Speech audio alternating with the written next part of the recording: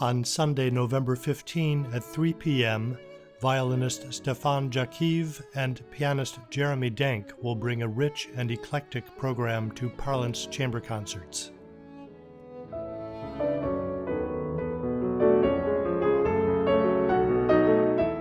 The afternoon will begin with Johannes Brahms Sonata in A major, a sustained lyrical outpouring inspired by his midlife infatuation with the beautiful young contralto Hermine Spies.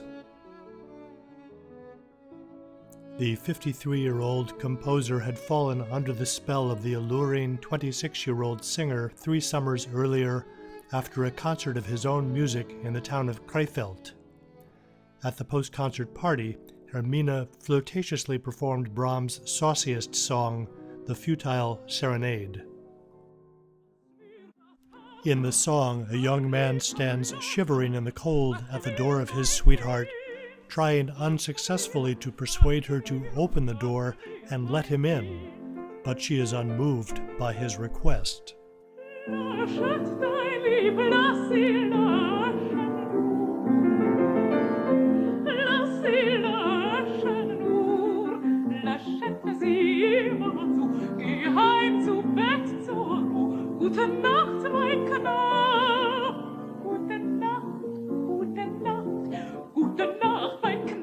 When she finished the song, the smitten older composer exclaimed, "I'm sure she'll let him in."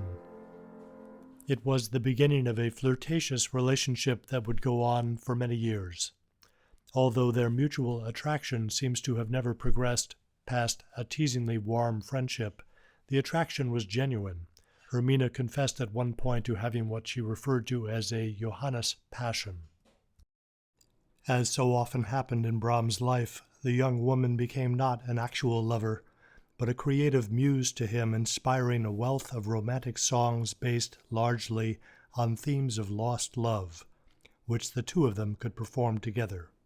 One of the most lovely and popular of those songs, Wie Melodien, was composed during the summer of 1886 while Brahms visited with friends at the idyllic Swiss resort of Hofstetten, just outside the city of Thun. The porch of his second-floor lodgings overlooked Lake Thun. Brahms was intoxicated by the beauty of the setting and wrote to his publisher to say, "The mountain is right in front of my window, as if it was deliberately placed there. It is simply glorious here." His close friend, the poet Klaus Groth, was also an ardent admirer of the alluring Fräulein Spies.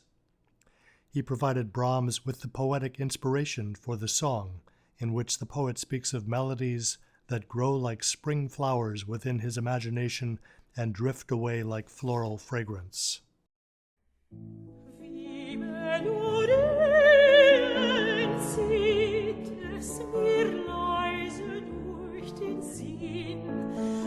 Frühlingsblumen blüht es und schwebt mit Duft dahin. Und schwebt mit Duft dahin. Doch kommt das Wort und fasst es und As Brahms continued to wait for Hermine's arrival, he worked on his second violin sonata, weaving the opening melody of Wie Melodien into the second theme of the first movement.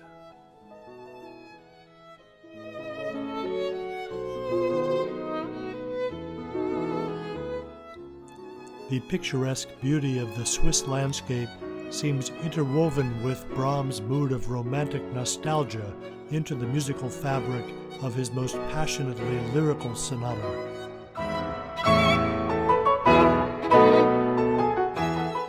Brahms' many friends were unanimous in their praise for the new composition.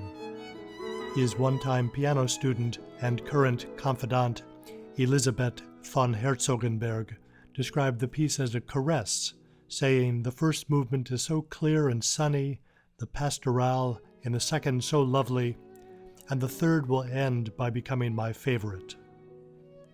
His friend, the erudite surgeon Dr. Theodor Billroth, described the sonata as one of unending grace, charm, and lovely feeling.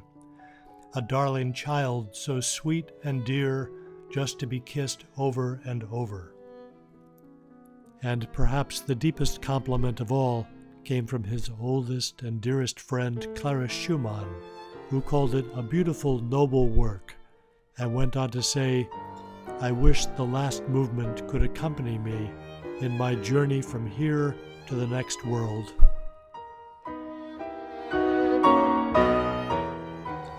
You can hear Brahms' beloved A major Violin Sonata of 1886, along with César Franck's beloved A major Sonata, also of 1886, in a program enlivened by two adventurous sonatas for violin and piano by the iconoclastic American composer Charles Ives.